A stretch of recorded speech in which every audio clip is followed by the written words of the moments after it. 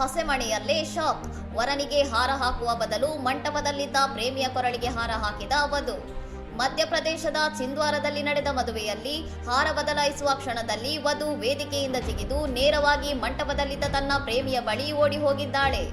ಎಲ್ಲರ ಸಮ್ಮುಖದಲ್ಲೇ ತನ್ನ ಪ್ರೇಮಿಯನ್ನು ತಬ್ಬಿಕೊಂಡ ವಧು ಆತನ ಕುತ್ತಿಗೆಗೆ ಹಾರ ಹಾಕುವ ಮೂಲಕ ಮದುವೆಗೆ ಬಂದಿದ್ದ ಅತಿಥಿಗಳು ಹಾಗೂ ವರನಿಗೆ ಆಘಾತ ನೀಡಿದ್ದಾಳೆ. ಇದರಿಂದ ಆಕ್ರೋಶಗೊಂಡ ವಧುವಿನ ಕುಟುಂಬಸ್ಥರು ಯುವಕನಿಗೆ ಮನಬಂದಂತೆ ಥಳಿಸಿ ಮಂಟಪದಿಂದ ಹೊರಹಾಕಿದ್ದು ಇದು ಎರಡೂ ಕುಟುಂಬಗಳ ನಡುವೆ ಭಾರೀ ಜಗಳಕ್ಕೆ ಕಾರಣವಾಗಿದೆ. ಕಳೆದ 2 ವರ್ಷಗಳಿಂದ ಈ ಸಂಬಂಧದ ಬಗ್ಗೆ ತಿಳಿದಿದ್ದರೂ ವಧುವಿನ ಪೋಷಕರು ಈ ಮದುವೆಗೆ ಒತ್ತಾಯಿಸಿದ್ದರು ಎಂದು ತಿಳಿದು ಬಂದಿದೆ.